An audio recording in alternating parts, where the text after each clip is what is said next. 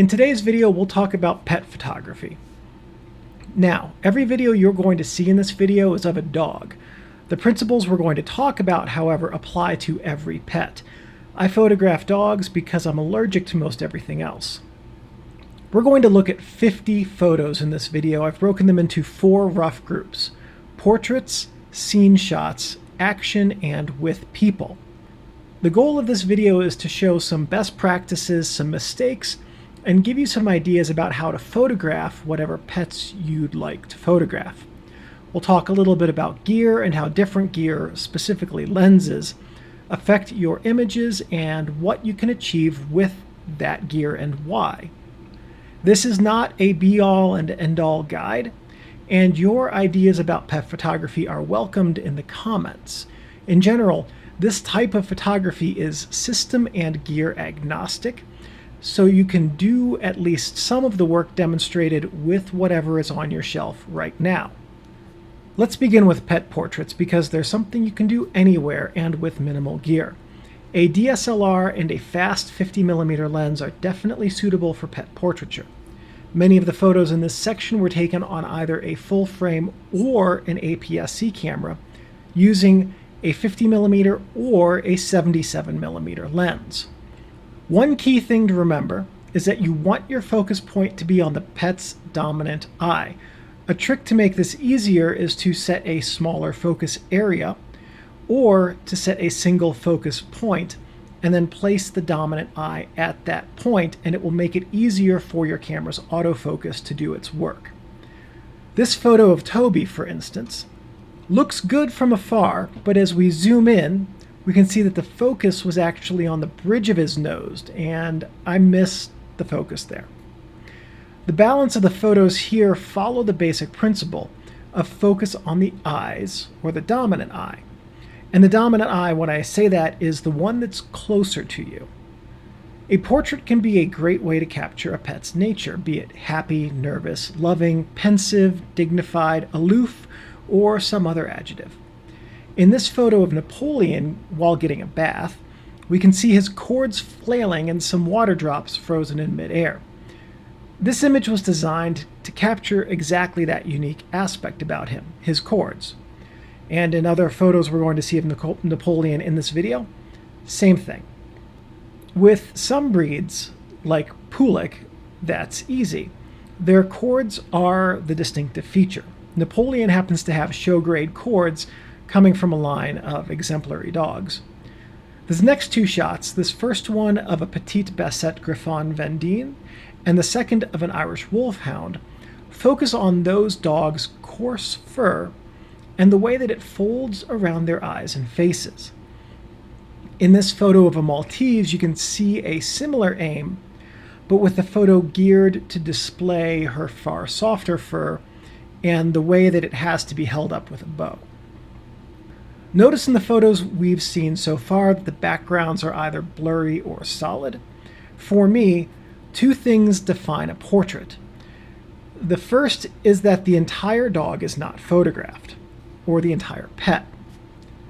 I think of portraits as headshots and half-body shots.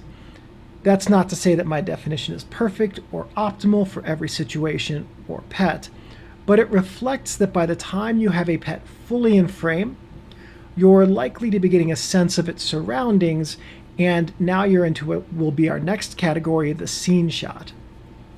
Having a background that's not distracting enhances the images of your pet or the pet you're photographing. In this picture of Goose, that goal fails as the blanket backdrop is too in focus and distracting. A closer crop just of the shoulders would have helped reduce the detail in the background and would likely have turned the background blanket into just a gradient of tan and darker tan. And that's just a function of the way that lenses work. If you have your lens set to f11, you're going to get a deeper depth of field if you're focused at infinity than if you're focused at your lens's minimum focusing distance. With some lenses, they can focus so closely that even at f16, you don't get that much of the background in focus.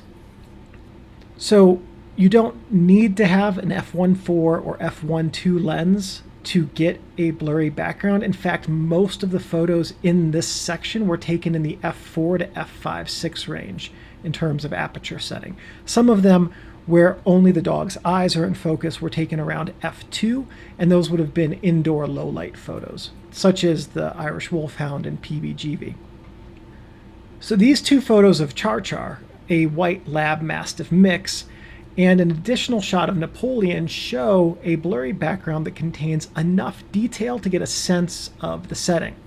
For Char Char, both photos were taken on a stroll, and the grasses and distant hills are apparent.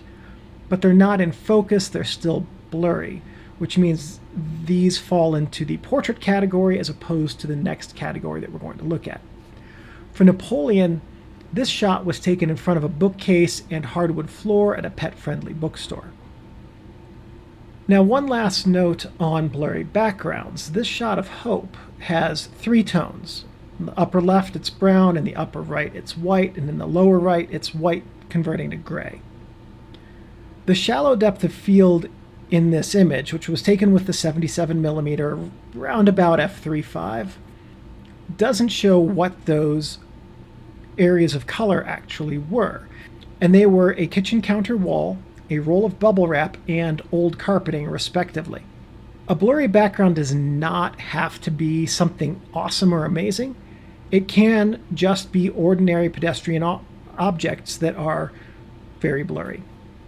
For lens choice with portraits, a 50mm will work fine, and many of the photos in this section were taken with a 50mm. More in this section, however, were taken with a 77mm lens. A short telephoto in the 75 to 105mm range will give you very nice results with good background blur, good subject isolation, and a depth of field that is approximately the depth of your subject's face, assuming you're photographing a dog or cat or something like that, around f4 to f5.6. If you're shooting horses, you'll need to be a little bit more stopped down than that, or actually maybe not, because you'll be a little bit further away from them. At any rate, start at f4 to f5.6, see how the results work for you, and then adjust from there. Let's take a look at a couple of other shots here really quickly. So I'll tell you a little bit about what I'm doing in some of these. Here's a shot of a Dalmatian, and in this, the dog's owner was able to keep the dog's focus by holding a treat and just off to the side of the camera. If you wanted to have the dog looking right at you, you can put a treat literally on top of the camera, and as long as it's not a dog that's going to go after that treat, then it will be looking effectively at the lens. It's not uncommon for me to take a small treat and put it on top of the lens hood, near the edge of the lens hood, so that the dog can see it, and then that also makes the dog look at the lens. If we look at this picture of this borzoi here, the goal of this photo was to capture a very distinctive feature on the dog, which is that little scar under its eye, but also the shape and the coloration of the dog, and also its the detail in its fur. And that was one of the things that I was pretty pleased with in that result, is the way that that profile photo turned out. And realistically, if we had had anything additional in this photo besides just that really close cropped photo, it would have lost something. On the other end of the spectrum, here's another picture of Napoleon in front of a wall that's painted with graffiti.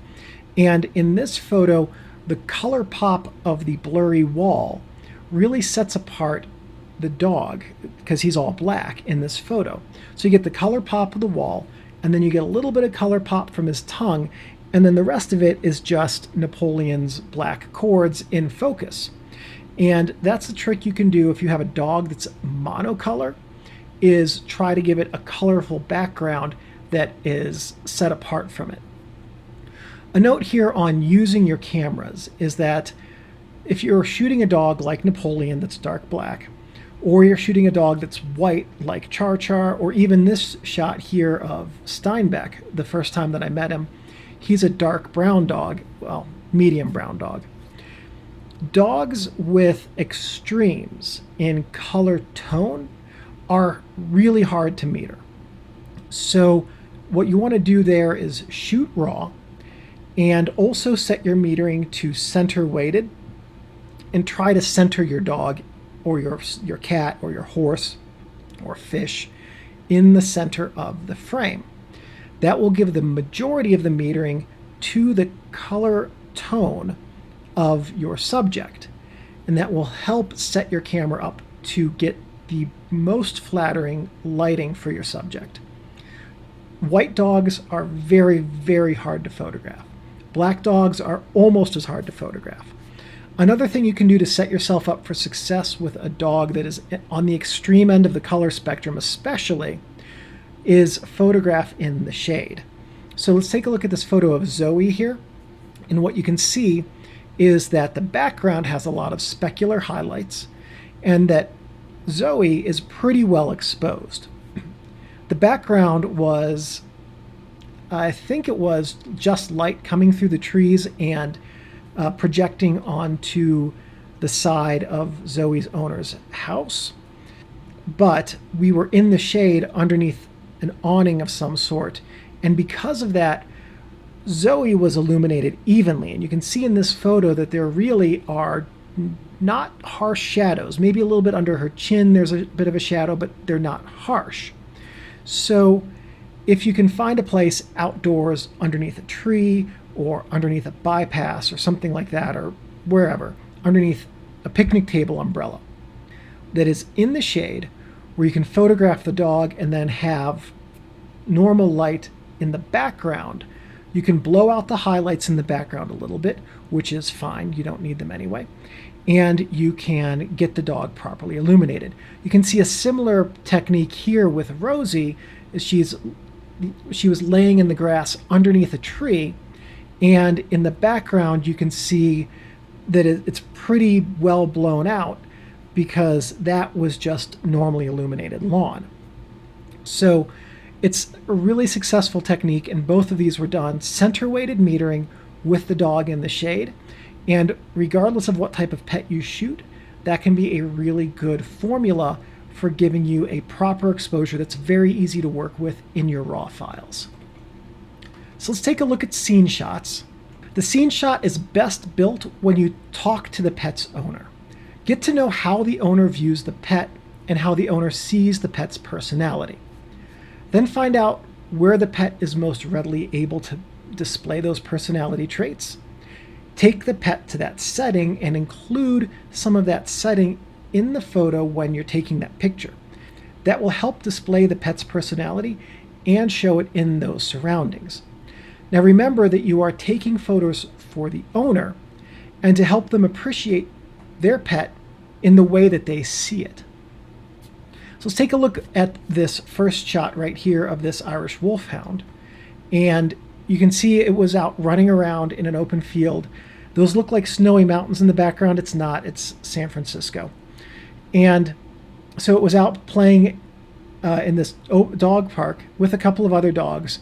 And it was very young, very cute, very energetic dog, and very happy to be out and playing. So I captured a bit of the dog, or all of the dog, and a bit of the background. And the background doesn't have to be in detail for you to be able to see what it is and see how the dog's interacting with it. These next two shots I'm going to show you are borderline portrait shots, honestly. This one is of a French Bulldog, and this next one after this will be of a white pit bull named Rosie. Both of them are incredibly blurry shots. The picture of the Frenchie was with the 77mm lens, and you can see the characteristic out of focus area of a narrow depth of field short telly, especially a double gauze design short telly. What you can see is that the dog's super happy and it's lying in the grass. And the dog again was lying in the shade so that it and the grass were evenly illuminated, and there was a very dense tree above the dog here.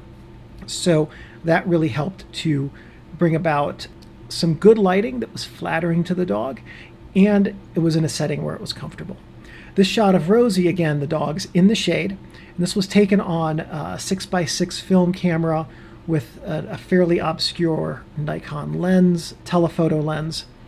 And what you can see is she's looking at her owner in this photo, and you can see that she's very happy to be interacting with her owner. This honestly is probably a bit more like a portrait photo, but you capture a little bit of the scene, which was an open space area where the owner often walked the dog. The next two shots will display wildly different takes on similar scenes. In this shot of my late dog Cheever, this is a softer focus image. It was taken on film with a Takumar 50mm f1.4 that had a significantly yellowed rear element. That gave the scene some contrast, and the wider aperture, which looks like it was around f2.28, gave it a hint of softness. A hint of softness in images like this can give them a dreamlike or memory-like quality that can be very rewarding as an image aesthetic if it's done well. On the opposite side of the spectrum, here's a shot taken with a 31mm lens of my current dog, Steinbeck. The depth of field here is pretty deep. It was shot around f16, and it captures everything from Steinbeck's toes to the clouds in sharp detail. There is no one right or perfect or always ideal way to take photos like these. Get to know the pet and try different images and learn how to suss out what will work best for a given animal. Here are a couple more scene shots. I want to show you these three of Steinbeck that were taken with a 14mm lens on a full-frame Sony. Very, very wide angle, very hard to manage and turn into a flattering photo of a pet. As you can see, Steinbeck's proportions are actually pretty well out of whack here, but the background is in sharp focus, even at f8, which is about what these were shot at. The background's in sharp focus, and because it's so wide, you get tons and tons of the background. Here's another shot from the exact same shoot, just actually a few minutes apart from these, with a 45mm Yashica lens on a Sony full-frame camera. You can see that Steinbeck's proportions are much more accurate and realistic here, and there's a much shallower depth of field with some vignetting. This shot was probably taken around f2 to 2.5 in that range. But you also lose a lot of the surroundings. So there's no one correct way to shoot a scene shot. There are many correct ways. And it's a matter of what you want the image to look like and what kind of setting you're in. Here's another shot that I took. I was doing a shoot of Napoleon, and this collie just was off leash, and it just wandered up to us and was like, hey, and just sat there. And so I just turned the camera and took a photo of it. I was using a longer lens, I don't remember which one, in the short tele range, and that's why the trees look like they're so close up in the background, because telephotos compress distance. So one thing I did in this photo that you can use as a technique in your images, when photographing a dark pet in the shade, the blacks of the pet, or any really, really dark tone really, will take on a blue hint. So in this photo, I went into the blue channel and completely desaturated it. And what that did was take out the blue tint from the white fur in the collie, the black fur in the collie, and also the shadow that the collie is sitting in, which makes those colors look a little bit truer, even though in real life shadows have a blue tint to them. But it's a good look in photos for the right image. These two photos that I'm going to show you next are just of random street dogs in Mexico, and the goal was to incorporate them into their setting. So this first one is a brown dog in front of a purple doorway. It just sat there the whole time. It could have been those people's dog, but I don't think so. Where we were in Mexico, apparently a lot of people come from other countries with their dogs to visit, find out they can't take their dog back, and then just abandon them there, which is very frustrating to say the least. And so a lot of these dogs were pretty well behaved, having been brought up in homes and just spending their twilight years in the street. This one is a pit bull that was sleeping in the sun and shade on the Malecon, and I just wanted to capture the dog sleeping and how relaxed it was just being in the middle of a sidewalk, with a sense of the setting slightly out of focus in the background. And you can see there's a few random people milling about and chit-chatting along the wall to the lake. So let's build on the scene shot design and move into action shots. These are by far the shots that I do the least, though they're the ones I would like to do the most. By their very nature, action shots will have some element of the dog's surroundings in them. In 2 of these shots, Steinbeck is posing on rocks that he climbed, frankly, a very big achievement for him that day because he has a lot of self-confidence issues. And while in a small challenge, like climbing a 4-foot rock, was a big event for him. And the very next day, climbing one that was about 8 feet of his own accord was an even bigger event. And those were the photos that we just looked at in the scene shot from him. Those were much higher rocks, taken the day after these photos. So that gets to a point that action shots should show a pet in a way that illustrates either them overcoming an obstacle or completing a challenge. This shot of an Italian Greyhound on a lure course shows the dog keeping very close track on the plastic lure. This shot of Goose and Reese shows them playing and also captures their personalities and interaction. Now lastly, these 2 shots of Napoleon show him jumping and his cords in midair. For action shots, you want a fast shutter speed. In all of these cases, the shutter speed was fast enough to absolutely freeze the motion, and that is mandatory for a good action shot. When a dog is running, like in the shot of the Italian Greyhound, the slowest shutter speed you should allow yourself is 1/1250th of a second. Ideally, something at or faster than 1/2000th of a second is recommended to really freeze time and motion. On the lure coursing shoot where I photographed the Italian Greyhound, many of the shots were taken at that 1/1250th to 1/1800th mark. And many of those shots had blurry clumps of dirt and blurry tail tips from the dogs when they were running. So, for action shots, which you will often be somewhat removed from, for instance, this shot of the Italian Greyhound, I may have been using a 500mm lens in that shot. It was either the 300 or a 500. You're either going to need a fast telephoto lens or a higher sensitivity on your camera to ensure that you freeze motion, and honestly, some of both of those is a good idea. Lastly, let's talk about incorporating people into your pet's photos. The goal with incorporating people is always to show the interplay between the owner and the pet. One theme all of the shots in this section will share is that they're aimed at showing the mutual affection between the owner and pet.